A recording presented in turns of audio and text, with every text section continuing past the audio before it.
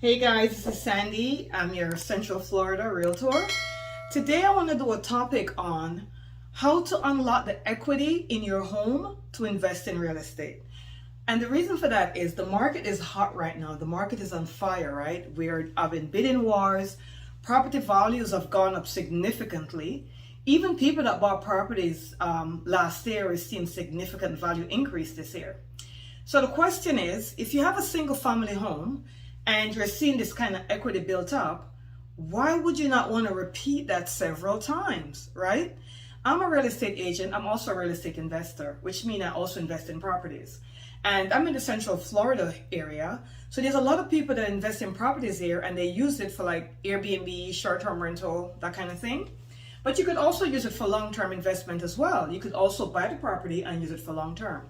So how do I do this? If I had a property and I know I had like $100,000 in equity in this property, one of my choices would be to refinance the property, take the equity out, or go to the bank and get what is called an equity line of credit. It's also referred to as an ELOC. And then I could use that money to invest in another property, right? So I could have some choices there. I could invest in a fix-you-upper and then fix it, sell it, get more money and keep doing that. Or I could invest in a property that I'm going to rent back to other renters. I could rent it short-term or long-term, meaning I could do a Airbnb on it, or maybe I could do a long-term tenant on it. And then I could sit on that for a year or two. It's going to build more equity. I could pull more equity out of that property and then buy my other properties, right? So you could see how you could keep investing in real estate. The thing about real estate is it's tangible. You could feel it, you could touch it, right? Back in 2008 when the market crashed, we all know what happened. Market values went all the way down. Guess what was still happening? And I know this because I owned property during that process. Guess what was still happening back in 2008 and 2009 when the market crashed and property values went all the way down? Guess what people were doing? People were renting. And guess what happened at that time? At that point in time, the rental values went all the way up. And one of the reasons for that is because people didn't want to buy anymore. Because property values were going down, so they wanted to rent. But in order for you to rent, somebody has to own a property that they're going to rent to you, right? So who's going to own these properties? I will. And I had values on my properties that went down. But the fact is I was still renting them and I was still making enough rental income to cover the expense of the property. And I was also making profit from it because nobody wanted to buy. So the people that would have been buying, now they want to rent because nobody was sure where the market was going. Is it going to continue to go down? Why would I want to buy in a market where the properties are going down? But what happened was, if you had property at that time and you were able to still get rental income from it, guess what? You would still be in the green. Yeah, the property value may have gone down, but you're still able to cover the expense of the property and still make a profit. So all you gotta do is wait the market out, right? And guess what happened? The market changed, didn't it? Right? Because the values that we have today in 2021 is completely different from the value that was back in 2008, isn't it? Okay, so now we're back in 2021 and people are saying, oh, the market's so crazy, it's going to crash. Here's why it's not going to happen. I don't think it's going to happen. I think it's going to stabilize itself out. I think as interest rate begins to climb back up, the market is going to, the value of property is going to, stabilize. But the reason why 2008 is not going to repeat itself is because now banks are very strict on who they're approving for loans, right? They're not just giving anybody a loan, right? That's what's not going to happen. Another thing is banks are more willing to work with people that went through COVID, that now they're behind on their payments. The banks are now listening to these people and they're giving them options. They're giving them forbearance options, such as adding the whatever they owe them to the end of the loan, or making out a monthly payment that would work for the person, the homeowner, that they could still pay their mortgage and still pay that monthly payment to pay off whatever is owed or whatever back payment they owe. So it's not going to be a crash as 2008. But the purpose of this video is not to discuss that. The purpose of this video is to discuss how do I unlock my equity to start investing into more real estate, and how do I find these deals? Like I may not want to buy, I want to buy a property to invest in, but I may not want to buy it at the top of the market. So how do I do that? I have another video that talks about the current situation of what we're going through right now and how to win in a bidding war, right? Because it's not just about money, it's also about terms, right? And how fast you could close.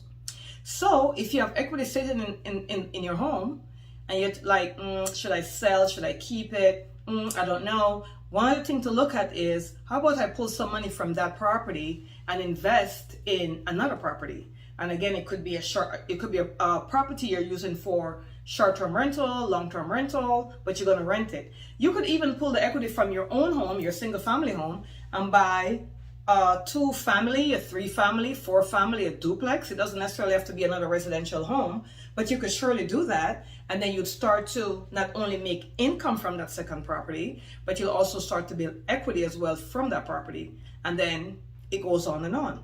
So as a real estate agent, I like to educate my buyers, my clients, and how to invest in real estate, because that's something I do. I'm very passionate about that. And how to build wealth. So with real estate, you could literally build generational wealth, your personal wealth, your wealth to send your kids to college, your wealth to take that vacation you always wanted, right? So I saw a post with Robert Kiyosaki, which is one of my mentors. I saw a post with him on Facebook. I think it was yesterday or a day or two ago. And it said, do not buy luxury items until you have the asset to cover them. And basically what he's saying is, if you want to live a certain lifestyle, what you should do first is get the assets, right? Assets meaning the real estate investment properties that's going to give you the income to allow you to do the luxury stuff, right? So instead of going out and buying a Tesla that I really want, instead of going out and buying a Tesla or a luxury car, why not buy a real estate property first that's going to give you the income from that property is going to allow you then to buy the luxury car, right? So when you have equity built up, or when you have your first home and you see what it's doing, like literally you could say to yourself today, okay, I bought my house 2 years ago for X, or 5 years ago or 10 years ago, and today it's worth Y. So I have this much equity.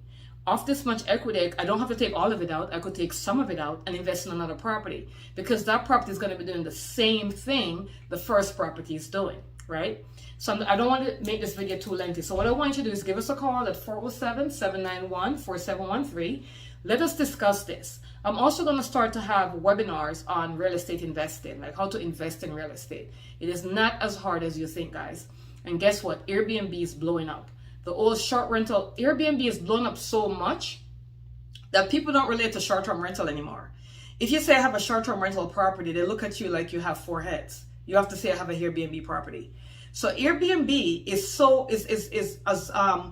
built its name so much that it has taken over the term short-term rental. So when people talk about short-term rental now, they're literally talking about, if you say short-term rental, they don't say that. They say Airbnb. Like if someone calls and say, yeah, I'm looking to do a Airbnb property in the Disney area, needs to get some information on that. And if I say, oh, you're looking to do short-term rental, they're like, no, I'm looking to do a Airbnb property, right? And it's the same thing, right? Just like Xerox took over the word copying, just like Kleenex took over napkins. So somebody will say, give me a Kleenex, when what they're really saying is give me a napkin, right? That's how Airbnb have controlled the short-term market. Why not up in on that? Because that's going to blow up even more than what it is right now. And it's not just about the Central Florida area at all. It's, you could do Airbnb anywhere. I've been on some Airbnb platforms and I'm like, oh my gosh, people rent cabins, they rent trailers, they rent land, they rent all kind of stuff through Airbnb. Why not do that? And what this is only my word of, this is my one word of advice actually. Whatever you're going to do, make sure that the property is going to be zoned for both long-term or short-term. So if you're thinking of doing the Airbnb space, make sure that property could be, not only can you do Airbnb in that property, but you can also do long-term. So you could always do whatever. If the market changes, the short-term rental market goes down, you go to long-term rental. Long-term market isn't doing that great, you go to short-term rental, right? You always have that choice. So thank you so much for listening. I'm going to be doing a series on these videos of how to invest in real estate. I hope I help you in some way. You can give us a call, 407-791-4713, or just follow the information on the bottom of this video. And I do cover the Central Florida area, but I also am licensed in New York, and I've been doing real estate investing for a long time. So no matter where you are, you could learn how to do real estate investment as well. Okay, guys. Introducing the Knock Home Swap, a new way to buy a house before selling your old one. Here's how it works. First, we get you approved for a new home loan. That way you can start making stronger offers on the houses you love. We'll even lend you the down payment on your new home so you can buy right away without worrying about your equity being tied up in your old house. Once you've bought your new home, we advance you up to 6 months of mortgage payments on the old house so you never have to pay 2 mortgages at the same time. Finally, we offer you up to $25,000 in prepaid home prep funds so you can sell your house for top dollar. And with a dedicated support team, we're there every step of the way to make sure your house sells as quickly as possible. We've spent a lot of time improving the real estate experience to give you more certainty, convenience, and cost savings. And we think that makes our home swap the best possible way to buy and sell a home. Find out more from your Knox certified agent today.